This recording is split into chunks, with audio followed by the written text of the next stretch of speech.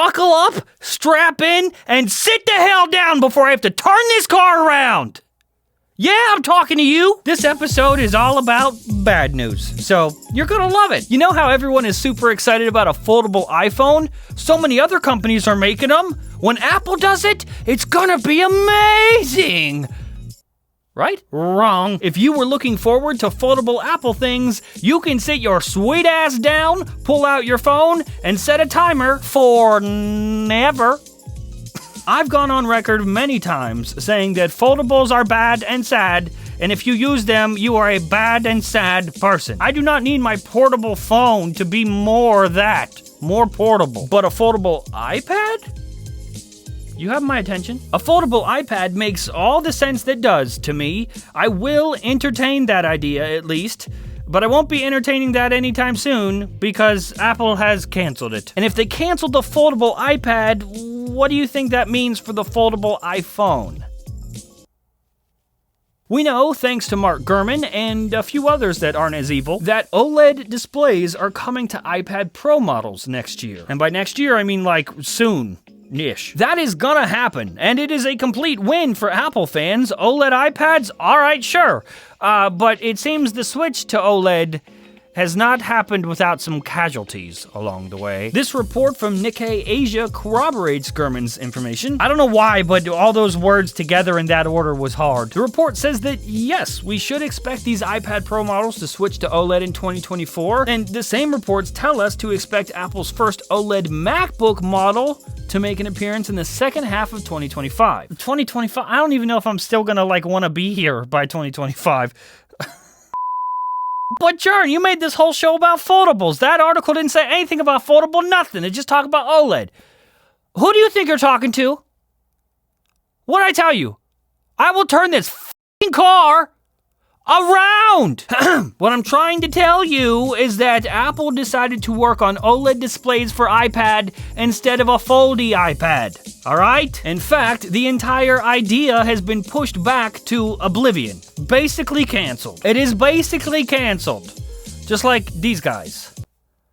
It's like they're still around, kinda, right? But are they? I think if Apple even flirted with the idea of releasing a foldable tablet with one of these eyesores of a seam down the middle of the display, the ghost of Steve Jobs would appear and literally rip the heart from Tim Cook's chest and eat it in front of him. There is no way Apple would put up with a seam. I'm not putting up with it. So let's just assume they're waiting until they don't need to have one. And no, okay, the way Microsoft did the Surface Duo doesn't count. That thing is a piece of shit. Apple's first foldable anything that is not a MacBook is going to need to be absolutely flawless, and it can't be that yet, so it won't be at all. I think that makes sense. The report goes into more detail, and apparently Apple is going to focus on a foldable device after. I feel like this episode is a roller coaster of emotions, and good, because remember how I said that it's basically canceled? I didn't say definitely canceled. The report does go into more detail, saying that Apple is going to focus on a foldable device after a full deployment of OLED display tech into iPad. So at least many, many, many years away, if it happens at all. But outside of just making sure the thing doesn't have a horrible seam down the middle, just outside of the physical aspects of a foldable iPad, let's not forget iPad OS. iPad OS, or whatever OS it is, would need to completely change, or at least have some sort of spin-off to work for foldable stuff, and that alone will take forever. And that's not it. There's even more bad that I'm about to place upon your ear holes. But it is almost Christmas, and you know what Christmas is all about? Money. So please allow me to make some, and then we will be right back. Aw, man, you know what every smartphone needs these days? A kickstand. But wait, what about all my MagSafe iPhone accessories? That's why today's episode is sponsored by Taurus and their incredible UpRow O-Stand R MagSafe case. You heard me right. The UpRow O-Stand R case is compatible with all your favorite MagSafe accessories while giving you the seamless, handy features of a kickstand, all in the same slim case. The MagSafe ring can do everything and more compared to one of those bulky pop sockets. You can secure your iPhone on a mount, hold onto the ring for a secure grasp, or even mount it to your MacBook MacBook to use your iPhone as a webcam. The UpRow O Stand R gives you the most seamlessly integrated kickstand you can find, so you can enjoy all of your favorite content while traveling. Really, if there's like a perfect case, so check out our link in the description to learn more and get your UpRow O Stand R MagSafe case today. And thank you, Taurus, for sponsoring today's episode of Fapata. Okay, welcome back. Thank you for Christmas money. Let's talk more about foldable iPads and why I hate them. Okay, maybe hate is a strong word. Like I said, I would entertain this idea. Like, if we have to make a foldable anything, I'm cool with a foldable iPad.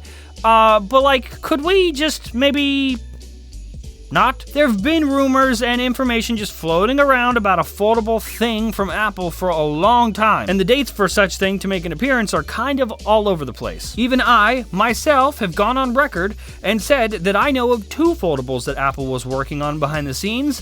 The foldy out kind, like the Galaxy Fold and the Pixel Fold, like all the rest of them, and flippy up kind, like the Galaxy Z Flip. But working on does not mean coming to market.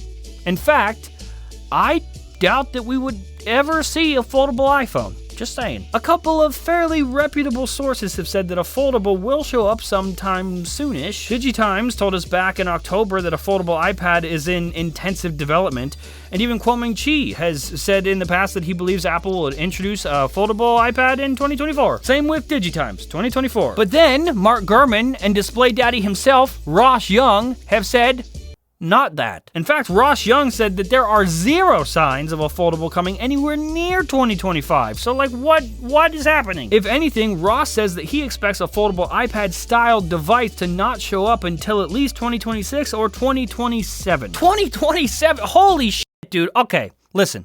Let me try to say this in the nicest way possible, so that all of you can still call me a sheep or whatever you do when someone has a different opinion than you. If Apple is planning a foldable anything for 2027, Apple will be canceling that foldable anything by 2027. By that time, we'll all collectively be on to the next cool fad, the next cool thing. I think that's too late for Apple to get into it. By then, Samsung will be on the Z Fold 85 and will probably be doing it miles better than Apple will be. And by 2027, the same 10 people that are buying foldables now will be willing to buy them then. 10 people ain't enough, Tim. Either way, even if foldables are a thing in 2027, will Apple have a place in its ecosystem for something like that? Apple tends to come out with new products when there's something missing, or they know at least that there's going to be a few more future generations available for this new product. I doubt they're going to introduce a new product and then just kill it. They would never. Okay, guys, that's it. Technically, that was the end of the episode. So if you don't want to hear the rest of what I'm about to say, you may leave now. You're excused. Go ahead. Okay, great. Listen, this is the last episode of Fapata before Christmas. So if you're celebrating that, if you do celebrate that, happy that, merry that, happy Hanukkah, happy Kwanzaa, whatever you celebrate, happy that. And regardless, if no one else tells you this year, if you got no one else around you, from your journey to you, I'm so grateful for you. Thank you so much for spending yet another year with me. I love you. Have a good one. I'll see you soon. There was the question. Steve was a visionary. Can Tim continue the Apple tradition of creating? Can he reach into the future? Did that concern you? Did you think about that? Were you committed to prove that Apple had a future beyond the groundwork that Steve Jobs had laid?